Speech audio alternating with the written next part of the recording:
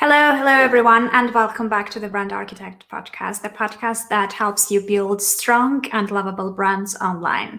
So today I have a very interesting guest. We're going to have another unscripted conversations, and I'm absolutely sure that you're going to enjoy it because it's going to be very useful, and especially if you're looking forward to establish your presence on the LinkedIn profile, which I highly recommend you doing.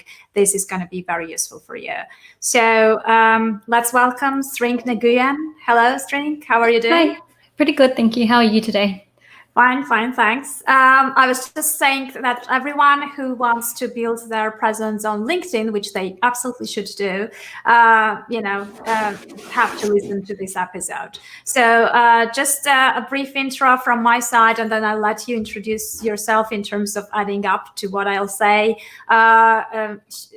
Well, String is a person whom I have noticed way before LinkedIn was a very popular platform. And she's very good with LinkedIn marketing and personal branding. And she's been a top voice of LinkedIn 3 times before. And at the moment, she's also the founder of the Trusted Voice. So would you like to tell us a bit more about what the Trusted Voice is about? The Trusted Voice is a startup that I just recently established last year to help professionals, leaders, and experts build up an online presence, because I noticed that they're really shit content creators. But they have so much things to say here, but they just don't know how to market themselves or know how to create engagement on LinkedIn, I noticed. So I thought it's important that they archive their knowledge, but also build up their personal presence online, because if you don't have an online presence, you're kind of silent. Yeah, absolutely. Especially now, I just did a video a few days ago talking about the importance of online presence when things like this happen, like completely unprecedented times when people are locked down, and the opportunities of physical presence and being on physical events is basically known. Those who don't have an online presence to kind of go back to or to rely on at the moment have to build it from scratch, and it's so much harder, right? So also those who have lost jobs, if you have a personal brand already, it's so much easier to stand out and to find the new job, right? Because you have already, people can check you out and they can see what your strengths are. While if you don't have anything, it's just the CV. I don't think it's enough these days. Yes, and hang on a moment. I'm just going to do that because someone. Okay, these are the live stream issues that happen. So it's about I was just saying that this is what happens when you do a live stream, like completely letting it and raw presence. I think that's even though I have all of these camera and tools, I remember trying to get in more studio equipment, like the mic, lighting, and even webcam for my clients, and they're like toilet paper now because people are trying to become a studio themselves at home, and they realize, but people are just buying now. And I think what COVID-19 has made people pretty much, even everyday professionals, become content creators now, because COVID-19 has given them the opportunity to say, oh, what do I do now? I feel like I should use this opportunity to build up my voice. And I think I noticed that even though if you don't have your online presence, you can still start. It's just that you have a backlog of your knowledge and everything that you try to do. It's almost like you're trying to catch up, and then because you need to do the catch up first before you start creating content that's relevant today or in the future as well. Yeah, absolutely. I mean, going back to the equipment, when I launched my podcast about, I think it's been already 6 years ago, I started with just $165 worth of microphone, and that's what I stick to for a few years. Because it was simple, it worked, it did the job. So sometimes the problem is that people think that they have to spend too much money and buy too many things, and while you have too many things, you have to figure out how it all works together, and then it becomes overwhelming, and just because of that they don't go further because it's too much at the same time. So I always recommend people to start smaller and just build it on top of it based on their, how comfortable they are with everything. Yes. So yeah. Yeah, and I agree with that sentiment because I'm trying to grow my YouTube now as well. And I realize it's like a whole different ball game. So I haven't gone into a deep dive. Like I'm slowly getting into deep dive of YouTube because I've already gone for a deep dive on LinkedIn, and these are two different platforms. But I think once you have ownership of one platform like LinkedIn, you see the similarities of being a channel, and you could create channels on different platforms, but you need to be awesome in one channel before you build up different distribution channels, I notice. Okay, interesting then.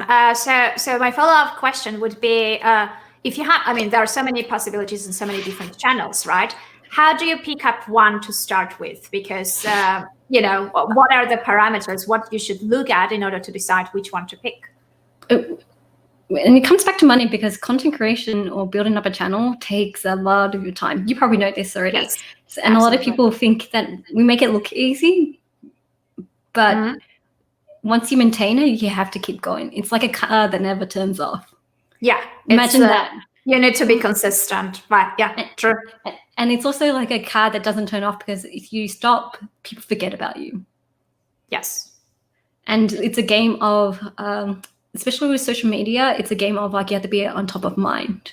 Yes. So if you drop your content or your volume, and a lot of people's like, it's about quality. No, it's not. It's the way that LinkedIn works is all based on algorithms, but the way you choose is based on where would you have the most impact, whether it be money or in terms of people or in terms of resonance with your vokes as well. So you need to know where your audience are. And a lot of people love Instagram, but does your audience, your vokes, your people hang out on Instagram? But I know that I have a lot of business, I have a strong business sense. So I went onto LinkedIn because I know I have an advantage. The unfair advantage is that I know how to create content that's engaging. Yeah. So I chose to be on LinkedIn because I knew that I could have rapid growth on there, because very few people have very strong creative content skills. And even if a content creator jumps onto LinkedIn, if they don't know how to be professional or stand out or taken seriously, people won't take them seriously. So it's like this game. It's like of perception. Okay, yeah, I get it. LinkedIn, when you were starting, I remember it was about, I don't know, maybe 2 years ago. Okay, we noticed you. I noticed you 2 years ago. And the way I did it 2 years ago, to be fair, I wasn't really active on LinkedIn.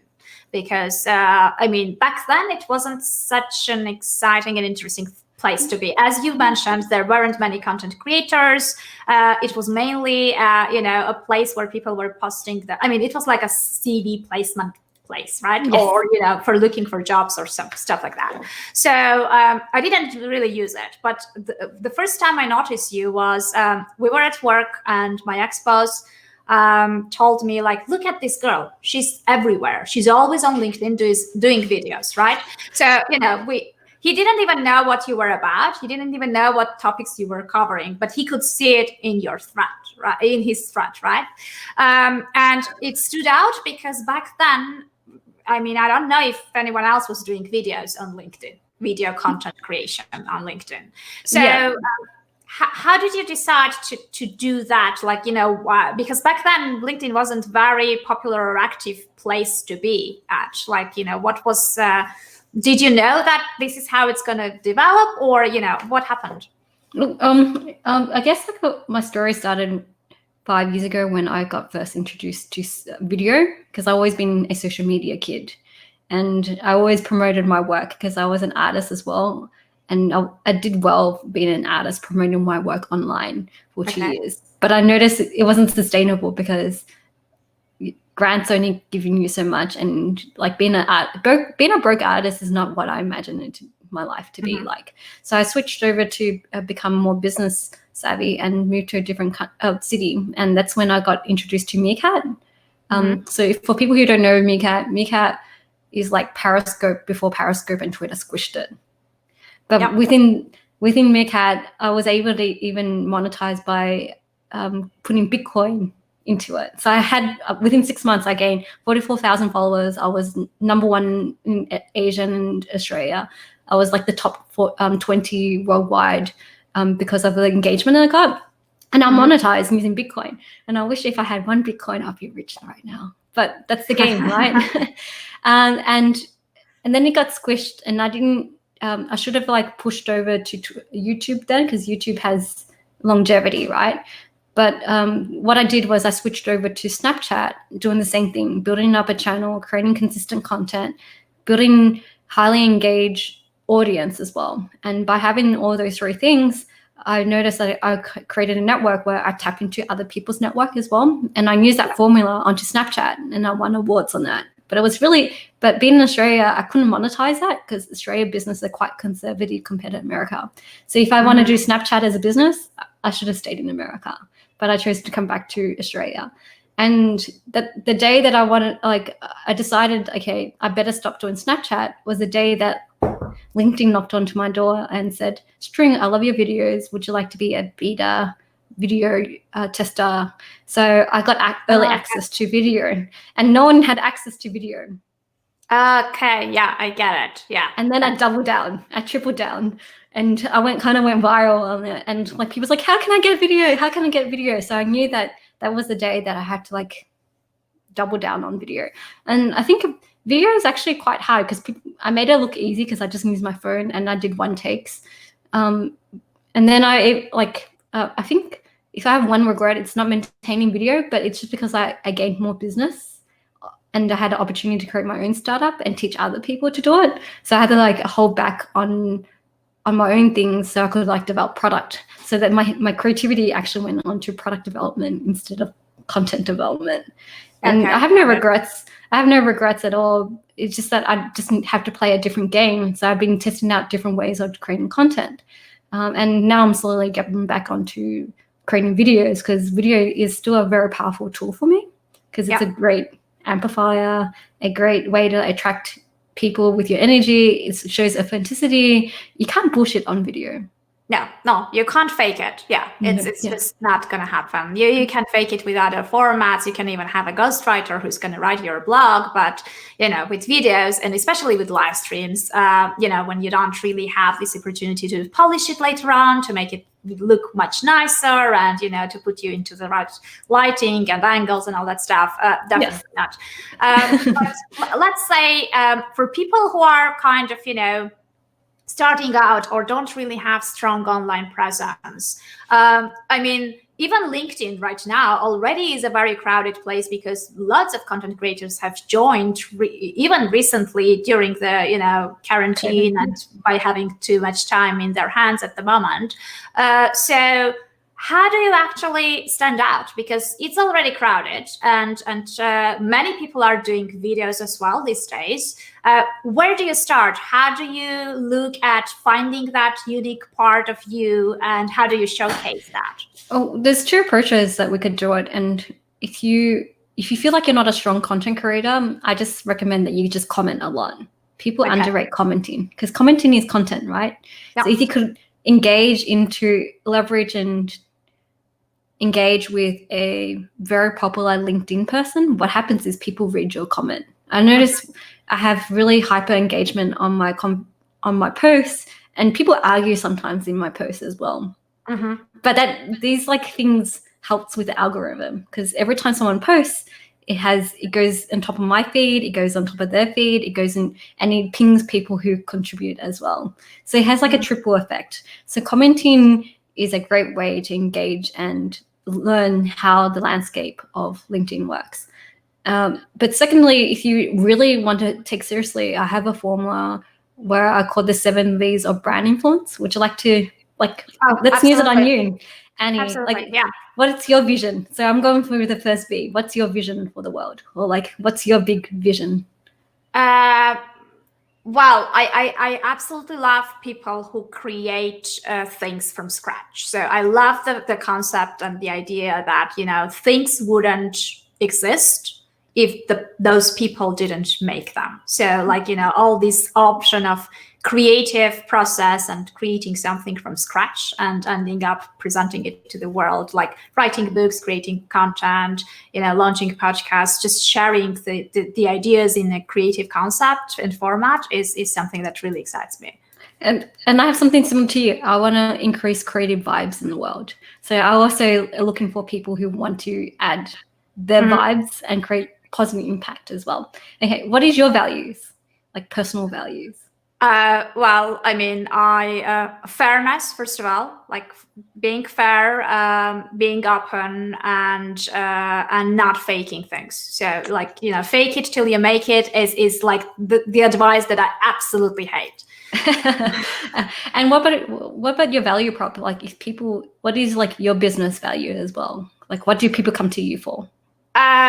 I mean, I don't really have a business at the moment. So I work full time in the blockchain space. So, I'm a marketing professional. I'm still, at the moment, I'm looking at things that I could offer, but that's the problem that I'm having. I can't really get a clear idea of what to choose because I have too many ideas floating in my mind. So that's the challenge at the moment. In the blockchain world, do people come to you for advice about how to market themselves? How to market their blockchain projects, yes. There you go. Something to consider. Like at the moment, your current value within the blockchain market is that people come to you to ask for marketing advice. Yeah. And then your visuals. What are your visuals? Like my one is glasses and fried chicken.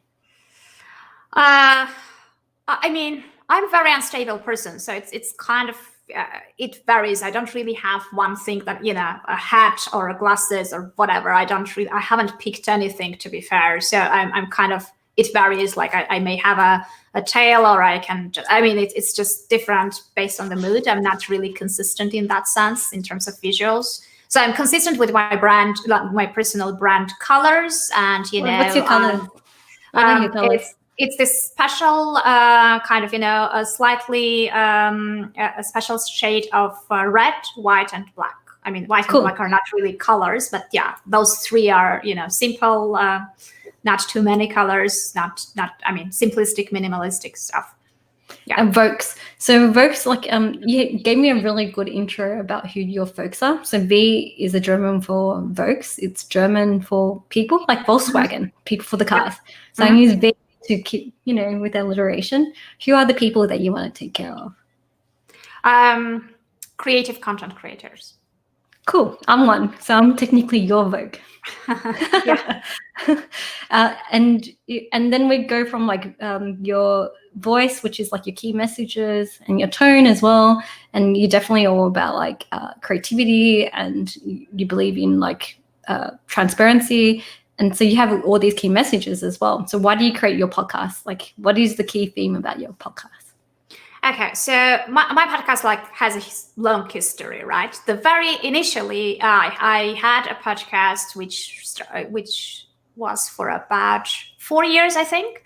So it was called Right to be Read. I'm using the same thread right now, the same feed for it, but it was specifically for writers who wanted to become self-published authors. So it was all about writing, about the mindset blocks, about book marketing, self-publishing, everything else, right? Mm-hmm. Brand Architect is kind of the follow-up development of it. Like the Right to be Read podcast had a certain mission, and it's still there, about 200 episodes about everything you need to know.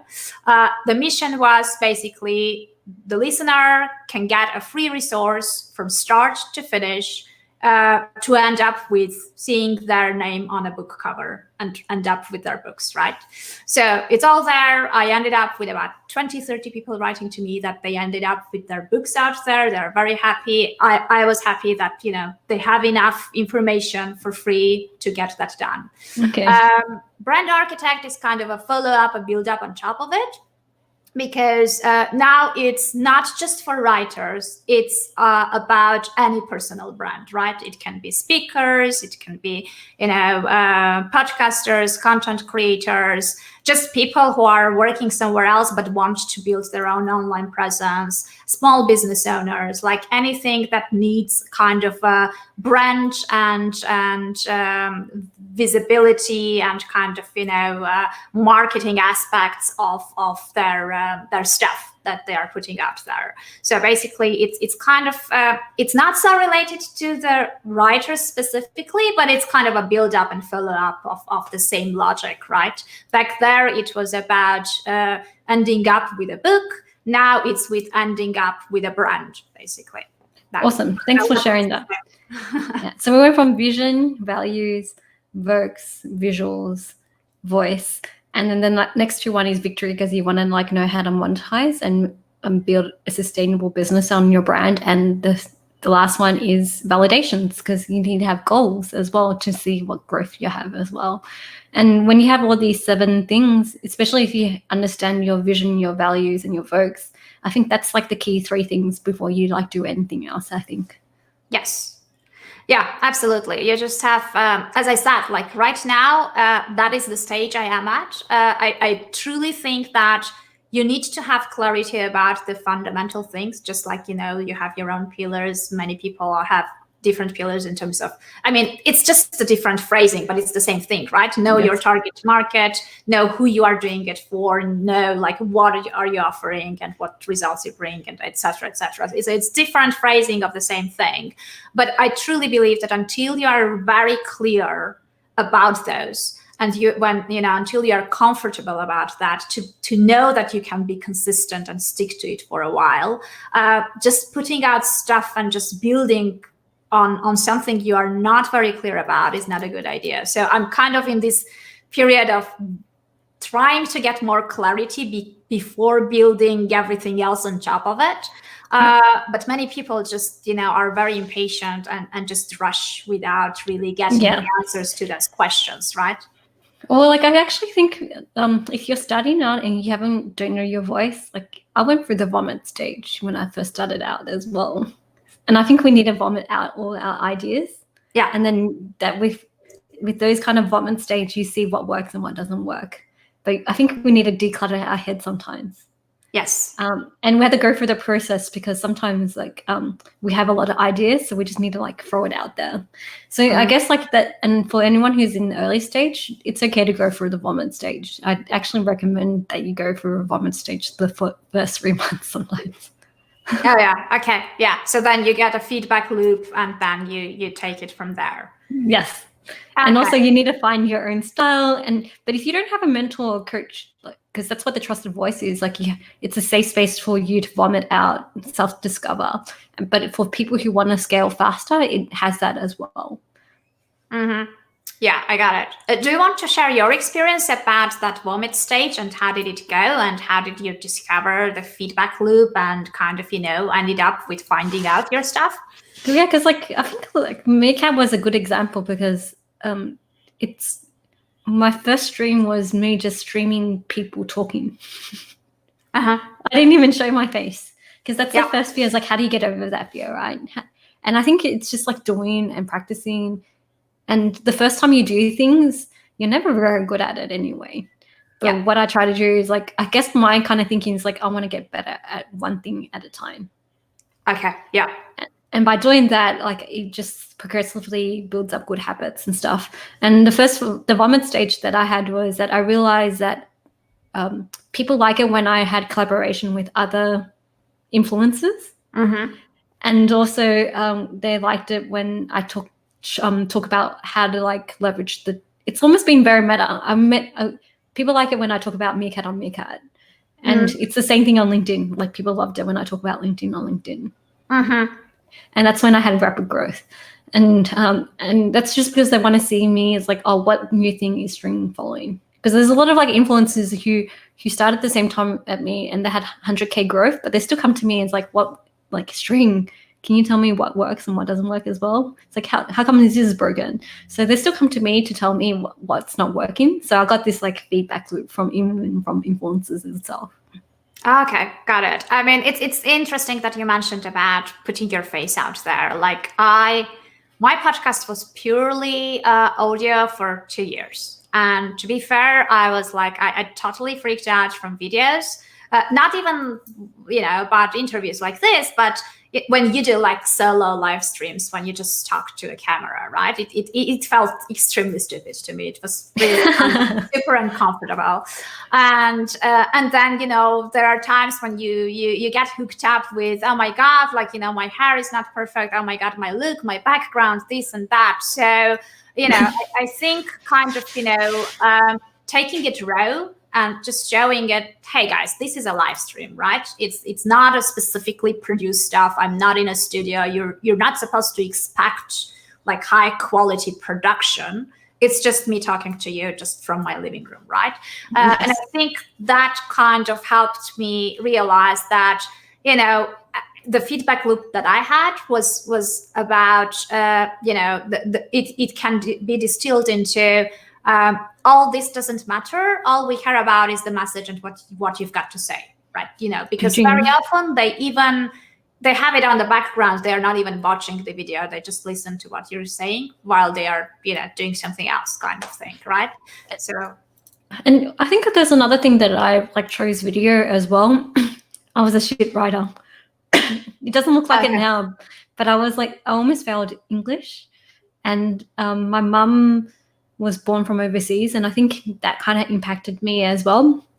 Mm-hmm. And I realized, like, with video, as long as I convey the message, the key message, and showcase why the message is important, and share and stack it up with stats or stack it up with how I did it, a lot of people resonated with that key message more than me writing perfect English. Mm-hmm, mm-hmm. But along the way, like, even I still wanted to write better, because I noticed, like, by writing better, it improved my communications as well. Mm-hmm. And I get a lot of free editors because people come in, like, I think what I realize, people want permission to talk to me, so they tell me my spelling mistakes, and I used to get really upset about it, but I think it's just them wanting me to do well. It's like, oh, she might feel sad if she's got a typo, and so I realized they just want to have an opportunity to connect with me. Okay, yeah, I get it. Yeah, interesting. So let's get back to LinkedIn, since you said that, you know, because you've been so much into it since quite a long time, and you've got this feedback loop from influencers, and you also do all these experiments. Someone who is starting and wants to grow their LinkedIn presence and LinkedIn audience, where do you start, and what you should pay attention to? The first things, so I think, we would know traditionally that LinkedIn has been used as a resume. Mm-hmm. And we know that's changed. And because it's changed, because people are, because it's not static anymore, it's dynamic now. Yeah. So you still need to update your LinkedIn profile, but you can't treat it like a LinkedIn profile anymore. It's like a landing page. Mm-hmm. It's like an introduction of you. It's like, how relatable are you? Because at the end of the day, if I probably should show you a feedback loop, but I always imagine, when you create content, they want to connect with you, and what they do is they go see your profile. Yeah. And then it's like, do I want to connect with this person? Can I follow this person? Mm-hmm. How relatable is this person? And what happens is they follow you, because there's a difference between connect and follow now. And connection is you and I are first connection. So that means you have permission to directly message me. Mm-hmm. Follow means that as a channel, I'm following String as a channel, so I can consume and follow her content. Mm-hmm. Yeah. So that's the difference. And a lot of people don't realize there's a difference. So connection means it's still in the old traditional way of things. So, you could build up 30,000 first connections, and that's where the hard limit is. But with followers being the channel, that means that there is no limit. Okay, so connections are, for those of you kind of, to give kind of perspective, connections are your Facebook friends. Followers are your YouTube subscribers, right? Yes. More or less. Yeah. Even Twitter is probably better, Twitter or Instagram. You can follow that channel, but you can't. But then that person chose not to connect with you. Yes, and then you can't direct message them. Yes, you can't direct them. Yes, and I think if you anything, I use the 7 V's as a way to think about how do you want to position yourself and how you want to brand yourself, and create a dope LinkedIn profile where the call to action is follow me if you want to connect with me based on my content. So I think what it is, a lot of people don't realize that a good metric to know that you're growing is how many profile visits you have. Mm-hmm. instead of how many views I have of my content. Because it's like your landing page is like your website now, a copy-driven website of about you. And so if we treat LinkedIn like a website or Google, your homepage is your website. Okay, makes sense. In terms of branding, like those who are working in a company, how much do they have to showcase the company versus their personality? Because there's always this balance, right? Yeah. Like, sometimes the danger, which I have realized, is sometimes you may be just perceived as more as part of that company versus as a separate individual being, right? So how do you actually balance both on the LinkedIn profile? Which is really hard because it depends. Like some companies want you to be authentic to yourself, but you have to have that conversation first with the company. And at the moment, I have a few members who do work for their membership is being paid by the company itself. So I have to. It's almost like you have to acknowledge that it's like being sponsored by them. Yes. And even like when with sponsorship, it's almost like I have to because I get. I'm sponsored by Lenovo sometimes, so I have to think about how does this look from a Lenovo's point of view, and am I a good brand ambassador or employee ambassador for Lenovo? So it's almost like that perception that you have to do as well. And when people, if you get so many profile visits and you introduce the company, for them that's like, hey, I'm like a billboard for you now. So if you allow me to create content that is aligned with my values and your values, why can't I create content and be a brand ambassador or employee ambassador for the company as well? Why can't I be like another channel to promote the company? Yeah. But it feels more authentic if they came from me than come through the company's page, because company's page I find don't really resonate with a lot of people. People want to do business with people at the end of the day. Yeah, absolutely. I totally agree with you. How do you see this? There was this trend. I think it's still around. I just probably filtered out my thread in a way that it doesn't work that way anymore. But at one point, I was getting so many cold and automated messages and kind of, sales pitches and everything else. So connection request, you accept, they punch you with a pitch, and then you don't reply, and then they auto send stuff over and over again. How do you see this? Can you screenshot some and send it to me? Yeah, absolutely. Because I have a game called Bot or Not. Okay. And I love libraries of shitty content. Okay. Because I learn from it too. Because my clients want to message other people, so we play a game. I was like, would you message someone like this? So we analyze it, because a lot of people don't really think about how to create good first messages. Okay, got it. Yeah. And I've seen some amazing first messages, and I wish I had more of that so I could show that. But what it is because there's approach. I guess the third approach is called social selling, because those tend to be very sales driven people, because they want to. What it is at the end of the day, they want to jump on phone calls with these particular clients. Yes. But you should not pitch to someone on the first message. You want to build a relationship with them with the first message, or get the permission to be first connections. You should warm up the lead beforehand. Cold approaches don't work because they don't care. They don't give a fuck. Yeah. So you don't want to give them an excuse to reject you, because if they get if you get a lot, imagine me and someone else, they get pictured quite a lot. So what I do is when I do that, I just hey, I just screenshot this and add it to my library, because I teach people this kind of stuff and not what to do. So I just tell them that now. And people are really apologetic because they know what they do is wrong. Yeah, that's the interesting thing. I have noticed that too, because when you reply to them, I don't really appreciate pitches on the first message or something like that, they are like, oh, yeah, I get that. It was an automated message. I just don't have time to talk to everyone one by one. And I'm like, yeah, but if you don't have time to talk to me, then, I don't have time to speak to you for half an hour over a phone call, because I don't even know you, right? So it's just this give and take thing, which is not balanced. They require your time and attention, but they don't even want to spend 2 minutes on just seeing who you are. Yes, and they're stressed out so much as well. So they're playing the numbers game because Yes. their metric is like how many leads do they get per month. And they probably notice like what they do is like they play a volume game and they hope they get those 10 leads. But what they've done is pretty much destroy opportunities to learn from that experience or have those conversations.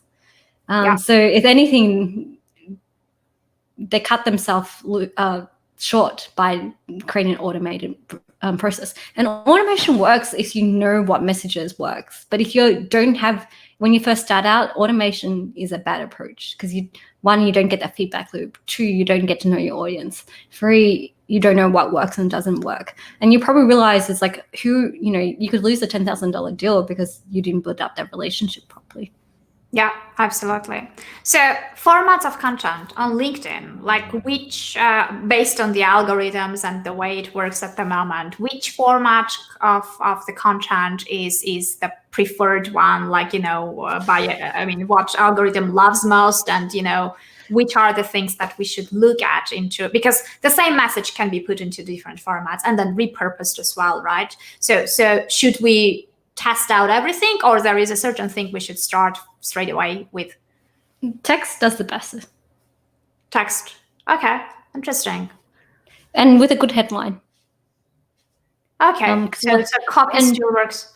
Okay. Yeah, copy works. And copy works is the easiest. And that's why I probably started doing more copy, because like copy works and it's faster than to do video. Like that's why people chose to do video. But video still, like when I get videos, I get more traction. So I had to go back onto video. Copy works. And I noticed in certain clients, like there's certain cultures that like photos more.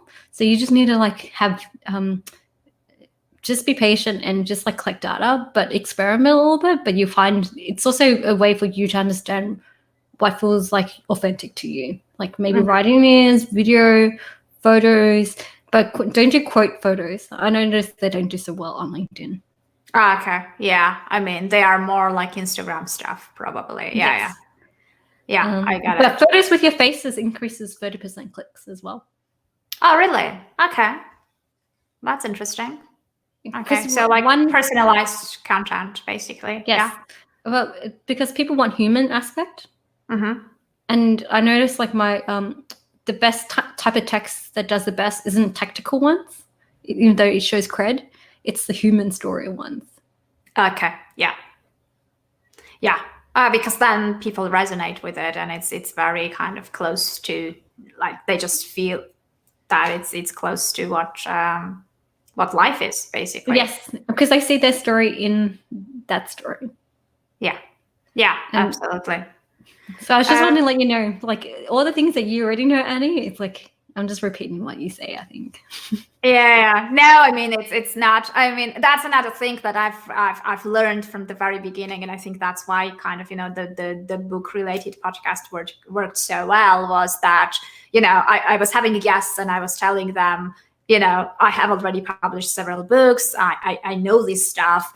Don't be surprised. I'm going to ask you kind of very simple questions, because we're doing this for the listeners and they don't know. Like, I may know, but they don't know. And this is who we are producing it. So don't get surprised. And I think that's the right approach, because you always have to tailor content to whoever you're making it for. So good. I guess the last point that is kind of, the last piece of the puzzle about, LinkedIn marketing is something that was one of the last points that you mentioned in those 7 pillars, monetization, right? So how do you approach this? Like, let's say at one point you have large enough audience, it's pretty engaged, and you do have the healthy relationship with them, right? It looks solid, it looks good, it's very positive. How do you kind of, segue towards actually turning it into business, or actually turning it into something that brings money in as well, without sounding too like, because sometimes for some people the transition becomes Like, they segue from this free content, creative, nice, and then, oh my God, I feel ashamed to ask for money, right? Like, it's also the confidence thing, because I had to go through that. But I believe in my product so much that, like, it's like, if you don't, you could always buy my product, but the thing is, like, you always get tap into my knowledge. And I think one way to monetize, depending what it is, your audience, is like, you have to give them, it's at the end of the day, it's business, right? You have to give something for something. Yeah. And that's what my business is. Like, in exchange for something, you pay for something. So what is that something? Whether it be a product, whether it be a sponsorship thing, like, there's always something that you could sell. And as an influencer or content creator, you could sell your content. It's like get your content to be sponsored. Or you directly sell to your audience. Like, what do they want that we're willing to buy? And because, like, I'm positioning myself as a LinkedIn marketer, then there are professionals and experts who even want a product to help support them to become better content creators or better marketers. So you just have to find, like, what is the thing that your audience are willing to buy. Otherwise, like, there's another way of approaching it, is that you monetize to other people who want access to your audience, which is like brands. You get brand deals. And you could do affiliate marketing as well. That's another approach that YouTubers do a lot. That's why you see them do product reviews quite a lot. Yeah, I got it.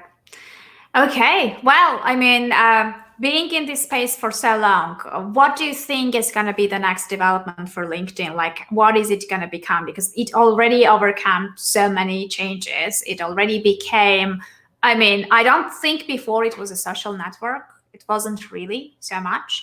Now it is kind of, it has this social aspect into it. It feels so much better in terms of engagement, in terms of connections, in terms of building relationships, partnerships, finding people, etc. So what is next? How is it going to develop from here on, do you think? I think it's still in the early stages of social media, really, right? And they haven't even integrated newsletters or LinkedIn Live. So I'm kind of curious, is like, I wonder if LinkedIn Live is ever going to be open. Okay, so it's still in beta. I mean, my personal experience with LinkedIn Live, and I've been doing this for about 3 months already. I feel like, for live streamers community, the things that we used to do, like, there is this difference between live streaming and broadcasting, right? So, if I would like to broadcast something, and this is more what I'm doing at the moment with LinkedIn Live, because it's not yet adjusted with the right tools, etc. For example, StreamYard, because of the LinkedIn APIs, it can't pull the comments on screen, right? StreamYard does that. StreamYard does that. StreamYard does? Okay, cool. But StreamYard doesn't, which means that you have to look at the stuff, etc. And I feel like the LinkedIn audience is not yet ready for real live stream engagement, right? Because leaving a comment would be the maximum they would do. But like on Facebook or on Periscope or, in other platforms, what we usually did was, you open up a topic, you just introduce the topic, you talk about it a little bit, and then you get questions. But then also you get people from the audience to jump in on screen, and it becomes a discussion, and it becomes like a real interaction on a live stream, right? So they feel part of the thing. I've tried to get that on LinkedIn. The audience is not ready yet to it. So I feel like the LinkedIn live streaming beauty of it is not still in place because the audience is not ready. And so I have access to newsletter, and people are asking a number. Like, I feel like newsletter is more useful than LinkedIn Live. And LinkedIn Live, and maybe because like the way the algorithm works and the way they approach content, but like LinkedIn is not like where YouTube is, like where you chill back and hang out. Because like live streams are meant to go for 1 hour. A good one is a minimum of 1 hour or 30 minutes or something like that, right? But people don't have that hour because they're ready to move on to the next thing. And the way that LinkedIn has trained everyone is that people want short content that's easy to read. That's why text is easier than video sometimes. Yeah, I totally get that. And that's why I always say, like, I always tell and joke around, like, we're not ready for LinkedIn Live, but why do you do live? It's like, I don't know, because like I'm just being lazy. I'm actually trying to be efficient with my content to go to YouTube. Yeah, I mean, for me personally, you can't upload a video that is longer than 10 minutes or something on LinkedIn. Yes. So I'm doing it as LinkedIn Live, so I don't have to post-produce, chop it down into smaller pieces, right? So, and I do understand that it's not a real live stream; it's more like a broadcast. But if I could just upload the video that was 50 minutes long just on LinkedIn, probably the live stream was not going to bring added value. So this is like my main reason. Newsletters, I don't have access to the newsletters element of it. I'm really looking forward to it because I think it's going to work better than articles, because I personally didn't get any good reach from articles. And I think, newsletters is cool because what happens is it goes directly to their inbox. Yeah. Which is something. And also I think newsletter, I mean, it feels like newsletters will be cannibalizing the article feature somehow. Yes. Yeah. Well, you remember we went from posts to articles to now newsletters, and I think newsletters was like, when I first started out, I didn't see the worth in it, but now like it's growing faster than my growth on my own channel right now. Okay, interesting. So I just like and I had to probably do weekly, but I'm still testing out the flow with it. But I noticed like newsletters are starting to pick up now, and people are starting to read back all my old content because I have like a portfolio of stuff as well. So it just keeps on growing. So I'm actually watching it. It's like, oh, newsletters is actually better than live. So do they have an application form to apply for a newsletter feature already, or it's something that is just for? I don't know. Like, I feel like everyone wanted LinkedIn Live, but I have to say, like, newsletter is so much more useful than LinkedIn Live. Okay. So we have to wait to get the newsletter feature or apply. Yeah. If you have to have like your own newsletter, what would you pitch it as? I think, like, based on my interests, like if you combine everything, I feel like at the moment in my life, I'm on a crossroad between tech and marketing. And I think the tech sector is the one that really needs marketing more because they have been ignoring it since ages. And the type of marketing that they are doing is data-driven marketing, which is completely ignoring and forgetting the human aspect of it, the things that you were talking about, the stories, the relevance with the audience, the human flavor to the things, which is something that is really lacking in the field. So like human marketing for tech spheres is something that I feel it's untapped. And I feel like not many people are talking about it because it's very hard to grasp both, right? Yes. So I think something around that would be very useful, both for the tech startups and tech products, and at the same time for people who are trying to help those products get mass adoption. Because being the bridge and translating the tech complex language into human stories is something that not many are actually addressing at the moment. And I think that is the bridge that people need in order to be interested in all these nice things that are being produced. But unfortunately, they are produced by tech teams. So those teams don't really speak the human language so much. They speak with their terms. They speak thinking that we understand everything that they say, but it's not always the case. So no, I hanged out with geeks. I hanged out with a lot of blockchain people, and I love them. But they're really nerdy, and for some reason I seem to understand them. And everyone's like, "What's blockchain?" And it's like, "This is what I think blockchain is." So I've been able. That's why a lot of people try to it's like, you should come back to blockchain. It's like, nah, I'm enjoying my space at the moment. I found my niche. I mean, I did several interviews at one point from the blockchain space. I was talking to people from blockchain. I think that format is not very suitable for their personalities, honestly. Like, if you did a written interview, probably that would go better, because it was very like, before that I was talking to fiction authors. So like the difference in terms of how exciting and how dynamic the interviews were was very big. So there is a limit to how much you can open up people and you can, talk about stuff. But some people, I mean, first of all, they haven't done it for so much. So for many, it's just the first interview. So, you need to get used to it and open up. And second, again, like it's very hard to speak to people who are about a certain thing, and they can't really convey it into just a more reasonable conversation for broader audience. So it will work really well if it's a blockchain related content for the blockchain space. But if you're trying to sort of popularize the idea of the blockchain, or have more people get excited about the whole thing, then you need to speak with the language that these other people who are not techie to understand it, right? Yes, definitely. I think there's a data-driven marketing that you should check out. They're called Nugget, N-U-G-E-T. So they use data as a way to, and they believe in humanizing data story. That's humanizing data. That's very interesting. Yeah. Okay, so what's next for you? Your future plans. What are you hoping for? What are you aiming for in the future? To reach about 1,000 users by the end of the year, or members, and that's like one of my big goals for now.